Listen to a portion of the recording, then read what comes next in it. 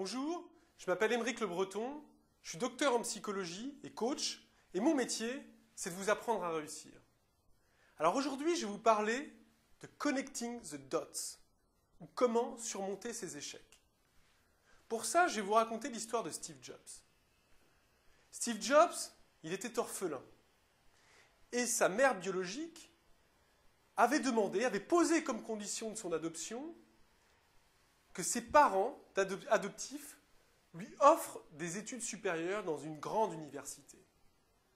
C'est pourquoi, quand Steve Jobs en a eu l'âge, quand il a quitté le lycée, il est rentré, comme de nombreux de ses camarades, dans une grande université, très chère, et qui devait le conduire à une brillante carrière.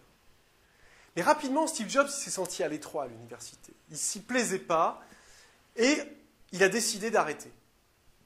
Alors ça a été vécu comme un terrible échec par sa famille adoptive, voir leur fils finalement abandonner l'université, et tout ça pourquoi d'ailleurs? Pour aller travailler, faire des petits boulots dans des restaurants ou dans des bars, passer son temps à programmer ou à faire de l'électronique, et puis à faire ses cours auxquels Steve Jobs s'était inscrit, dans des cours dans une université de littérature, des cours de calligraphie.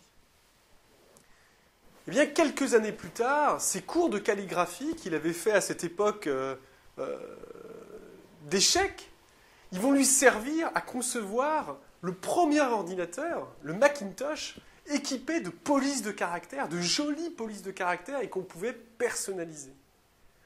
Et quelque part, si Steve Jobs n'avait pas arrêté l'université, n'avait pas fait ses cours de calligraphie, peut-être qu'il n'aurait pas créé Macintosh, ou que Macintosh n'aurait pas eu le succès qu'il a connu. Ce que je veux dire par là, c'est qu'il n'existe pas véritablement d'échec à proprement parler. Il n'y a que des expériences.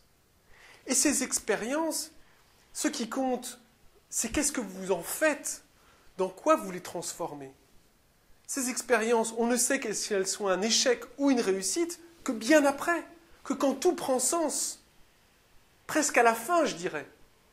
Alors si vous avez rencontré des échecs, si vous avez rencontré des difficultés, essayez de réfléchir à qu'est-ce que vous pouvez faire, comment vous pouvez les transformer, comment vous pouvez les utiliser, parce qu'un échec à un moment donné peut aussi être une source d'une grande opportunité, peut être source d'une plus grande réussite encore que celle à laquelle on s'attendait.